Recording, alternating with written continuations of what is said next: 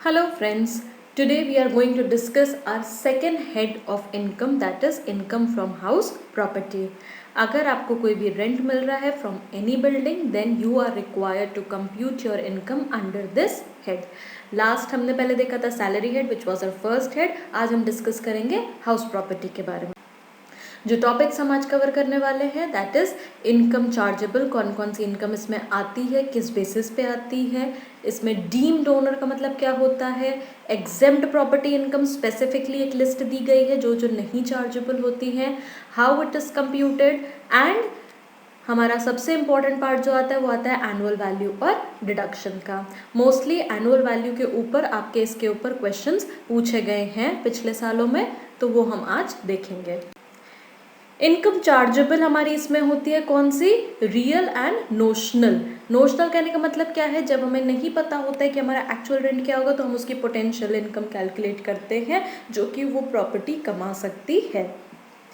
No tax is charge only for one building या self occupied residence. अगर मेरे पास सिर्फ एक घर है और हम खुद उस घर में रह रहे हैं तो ऑब्वियसली उससे हमारी कोई भी हाउस प्रॉपर्टी की इनकम नहीं आती है. देन बेसिस ऑफ चार्ज, जैसे आपको याद है सैलरी में हमने देखा था सेक्शन 15, यहाँ पे आता है सेक्शन 22. यहाँ पे क्या कहता है, किसी भी तरीके की रेंटल इनकम अगर हमको बिल्डिंग या उसके लैंड से हो रही है जो कि असेसी यूज कर रहा था, एक्सेप्ट अपने खुद के बिजनेस या प्रोफेशन के लिए, तो वो हमारी कौन सी होती है, rental income chargeable under the head of house property. Even if letting out is the business of assessee, still rental income is taxable under this head only. क्योंकि अगर आपको लगेगा कि लेटिंग आउट उसका बिजनेस है तो वो उसका बिजनेस या प्रोफेशन होता है तो पीजीबीपी हेड में चार्ज होना चाहिए, बट ऐसा नहीं है. रेंटल इनकम जो भी होगी वो हाउस प्रॉपर्टी हेड में ही आती है. If the building is occupied by SSC for his own business और profession then nothing shall be taxable. वो मैंने आपको फर्स्ट पॉइंट पे ही बताया कि कोई भी अगर सिर्फ ओनली वन प्रॉपर्टी है और वो खुद रह रहा है उसमें या खुद का बिजनेस या प्रोफेशन कैरी ऑन कर रहा है तो कुछ भी टैक्स नहीं लगेगा. रेंटल इनकम अगर उसको उस बिल्डिंग या उससे रिलेटेड उसके आसपास कोई जुड़ा हुआ लैंड है तो आता है, तो उसकी इनकम हमारी हाउस प्रॉपर्टी हेड में टैक्सेबल होती है. किसके हाथ में टैक्सेबल होती है, सबसे पहले तो जो ओनर होता है भाई, प्रॉपर्टी का ओनर जो है वो होती है. देन आता है हमारा डीम्ड ओनर सेक्शन 27. डीम्ड का मतलब क्या होता है, मानो या ना मानो, मानना ही पड़ेगा. तो डीम्ड ओनर के उसमें क्या कहते हैं कि अगर हमने प्रॉपर्टी ट्रांसफर कर दी है स्पाउस को या बच्चे के नाम में बिना किसी कंसिडरेशन के, तो जिसने ट्रांसफर करी है ट्रांसफरर उसका डीम्ड ओनर होगा और उससे जो उसकी रेंटल इनकम आ रही होगी प्रॉपर्टी से वो ट्रांसफरर की इनकम मानी जाएगी, ना कि उसने अगर बीवी या बच्चे के ट्रांसफर कर दिए तो. क्योंकि अगर बीवी हाउसवाइफ है या बच्चा माइनर है तो उनकी इनकम नहीं है और वो एग्जेम्पशन लिमिट से हमारे कम में आएंगे तो उस पर कोई टैक्स नहीं देना पड़ेगा. तो ये टैक्स इवेजन वाली बात हो गई. अगर ऐसा कुछ होगा तो ट्रांसफरर की ही इनकम उसको मानी जाएगी. होल्डर ऑफ इम्पार्शेबल एस्टेट एचयूएफ वगैरह के केस में एप्लीकेबल होता है. अगर लीज पे बिल्डिंग दी गई है और लीज 12 साल से ज़्यादा है तो जिसको दी गई है वो उसका ओनर माना जाएगा. और डिस्प्यूटेड प्रॉपर्टी अगर है तो जो भी उसकी इनकम रिसीव कर रहा है उसको हम उसका डीम्ड ओनर मानेंगे एंड टैक्स लगाएंगे उस पर. कौन सी प्रॉपर्टी इनकम हमारी एग्जेम्प्ट होती है, जैसे कि फार्म हाउस की इनकम हो गई. कोई भी एक्स रूलर था उसके हाथ में कोई पैलेस है तो वो लोकल अथॉरिटी, जैसे कि हमने देखा था उसकी हमारी एग्जेम्प्टेड इनकम्स की जब हमने बात करी थी तो हमने देखा था कि वो प्रॉपर्टी इनकम एग्जेम्प्ट होती है. अगर कोई भी साइंटिफिक रिसर्च एसोसिएशन की प्रॉपर्टी इनकम है वो भी एग्जेम्प्ट है. एजुकेशनल इंस्टीट्यूशन की है वो भी एग्जेम्प्ट है. रजिस्टर्ड ट्रेड यूनियन, कोई चैरिटेबल पर्पस के लिए ट्रस्ट हमारा चल रहा है, पॉलिटिकल पार्टी की प्रॉपर्टी इनकम हो गई, ये सारी एग्जेम्प्ट होती हैं. और 9 और 10 में आपसे ऑलरेडी डिस्कस कर चुके हैं. अगर कोई एक सेल्फ ऑक्यूपाइड हाउस है या उसी में हम अपना बिजनेस या प्रोफेशन कैरी ऑन कर रहे हैं तो वो प्रॉपर्टी इनकम हमारी एग्जेम्प्ट होती है. कैसे कंप्यूट करते हैं, सबसे पहले हम निकालते हैं ग्रॉस एनुअल वैल्यू जो कि सेक्शन 23 में हम अभी towards the end of PPT देखेंगे. Municipal taxes paid by owner, उसको हम लेस करते हैं अपने जीएवी से. यहाँ पे ध्यान देने वाली बात क्या है, दो चीज़ें, पेड होना चाहिए और ओनर होना चाहिए. यानी कि म्यूनिसिपल टैक्सेस अगर हमारे पेड है, मतलब कि अगर कोई भी एरियर हो गया है जो नहीं दिया है तो वो नहीं, अगर एडवांस भी दिया है लेकिन पेड है तो हम उसको माइनस कर देंगे.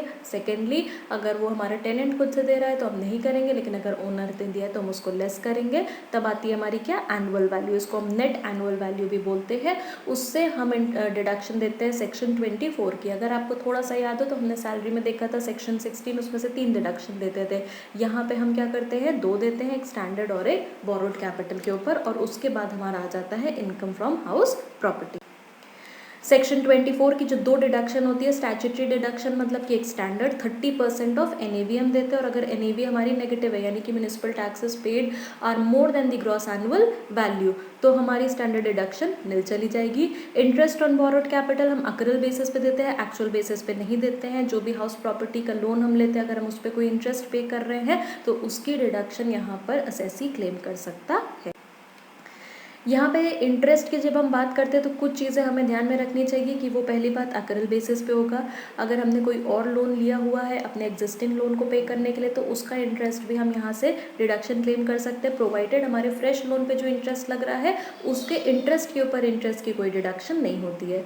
ब्रोकरेज कमीशन जो पे किया गया है लोन के लेने के लिए वो नहीं अलाउड होती है। Let out property interest on borrowed capital अगर होता है तो deductible without any maximum ceiling. यहाँ पे जो लिमिट की हम बात करेंगे, अभी ध्यान दीजिएगा, वो हम सेल्फ ऑक्यूपाइड प्रॉपर्टी के बारे में बात करेंगे। इंटरेस्ट ऑन बोरोड कैपिटल, जैसे कि पिछले देखा, अगर लेट आउट हाउस प्रॉपर्टी है हमारी तो उसकी कोई लिमिट नहीं है deduction of interest on borrowed capital के ऊपर। लेकिन अगर हम खुद ही उस घर में रह रहे हैं और उसका लोन दे रहे हैं, देन हमारी यहाँ पे सीलिंग आती है 2 लाख रुपीज़ की, और अगर कोई रिपेयर या रिन्यूअल हमने कराया तो उसमें 30,000। लेकिन ये 2,30,000 नहीं होगा, हमारा मैक्सिमम जो अमाउंट है दैट इज़ 2 लाख, और उसके लिए भी असेसी को एक सर्टिफिकेट देना पड़ता है जो उसको बैंक से मिलता है कि हाँ उसने इतना इंटरेस्ट पे किया हुआ है। अब यहाँ पे हमारी 2 बातें आती है, एक आता है हमारा करंट पीरियड का इंटरेस्ट और एक आता है हमारा प्री कंस्ट्रक्शन पीरियड का इंटरेस्ट। तो प्री कंस्ट्रक्शन पीरियड का इंटरेस्ट हम क्या करते हैं, हम उसको 5 इक्वल इंस्टॉलमेंट्स में देते हैं, उसका टोटल करके आने वाले 5 सालों तक, और वो हम डिडक्शन नहीं देते हैं अगर उसमें रिपेयर या रिन्यूअल होता है। प्री कंस्ट्रक्शन पीरियड हमारा होता क्या है, जिस डेट से लोन लिया गया है और जिस डेट पे उसको रीपे किया गया है, या 31 मार्च जब हमारा कंस्ट्रक्शन कंप्लीट हुआ, जो भी अर्लियर होता है वो हमारा प्री कंस्ट्रक्शन पीरियड होता है। उसके इंटरेस्ट को हम क्या करते हैं, टोटल करते हैं और 5 इक्वल इंस्टॉलमेंट्स में 5 ईयर्स तक हम उसको देते हैं। अब इस पे आपके जो प्रैक्टिकल क्वेश्चन आए हैं और पूछे जा सकते हैं, दैट इज़ एनुअल वैल्यू कैसे निकालते हैं सेक्शन 23 की। तो हम हाउस प्रॉपर्टी का वेरी बेसिस आता है हमारा ग्रॉस एनुअल वैल्यू जो हम निकालते हैं, फिर म्यूनिसिपल टैक्सेस लेस करके हमारा आता है net annual value. Annual value हमारा क्या होता है, वो अमाउंट जो कि प्रॉपर्टी फेच कर सकती है अगर उसको लेट आउट किया जाए तो। यहाँ पे इंटरेस्ट की जब हम बात करते हैं तो कुछ चीज़ें हमें ध्यान में रखनी चाहिए कि वो पहली बात अक्रूवल बेसिस पे होगा। अगर हमने कोई और लोन लिया हुआ है अपने एग्जिस्टिंग लोन को पे करने के लिए तो उसका इंटरेस्ट भी हम यहाँ से रेंट। म्यूनिसिपल वैल्यू हमारी क्या होती है, जो भी लोकल अथॉरिटी हमारी वैल्यू उस एरिया की डिसाइड करते हैं वो म्यूनिसिपल वैल्यू होती है।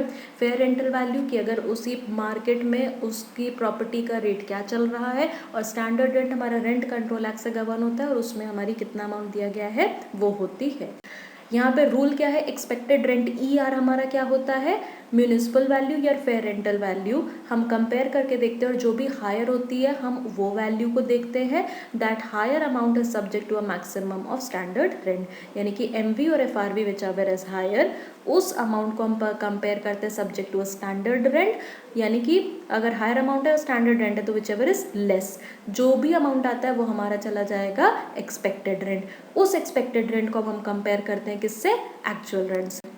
अब एक्चुअल रेंट हमारा क्या होता है, जो भी हमें एक्चुअल प्रॉपर्टी, उस प्रॉपर्टी को जो हमने लेट आउट किया उससे हमें रेंट मिल रहा है, माइनस हम उससे कर देते हैं अगर प्रॉपर्टी खाली रही है और उस पीरियड का अगर हमें रेंट नहीं मिला है तो स्टेप 2 में हमने क्या किया, रेंट फाइंड आउट किया प्रीवियस ईयर का, अनरियलाइज्ड रेंट माइनस कर दिया तो, और लॉस ड्यू टू वैकेंसी, फिर वो आ जाएगा हमारा एक्चुअल रेंट। तो हमारी ग्रॉस एनुअल वैल्यू हमारी क्या चली जाएगी, एक्सपेक्टेड रेंट या हमारा actual rent whichever is higher, right. Expected rent कैसे निकालते हैं, MV और FRV whichever is higher subject to a maximum of standard rent, उसमें से हम माइनस कर देंगे हमारा loss due to vacancy, and finally वो हमारा आ जाएगा ग्रॉस एनुअल वैल्यू। इस पे जो MCQs आए हैं उसको जब हम हमारा पूरा सिलेबस खत्म हो जाएगा और हम MCQs डिस्कस करेंगे, तब जितने भी हाउस प्रॉपर्टी से रिलेटेड क्वेश्चन आए हैं कैलकुलेशन ऑफ एनुअल वैल्यू के लिए वो हम डिस्कस करेंगे। इसमें अगर कॉन्सेप्ट में आपको कोई भी डाउट हो तो प्लीज़ कमेंट करिएगा। Thank you.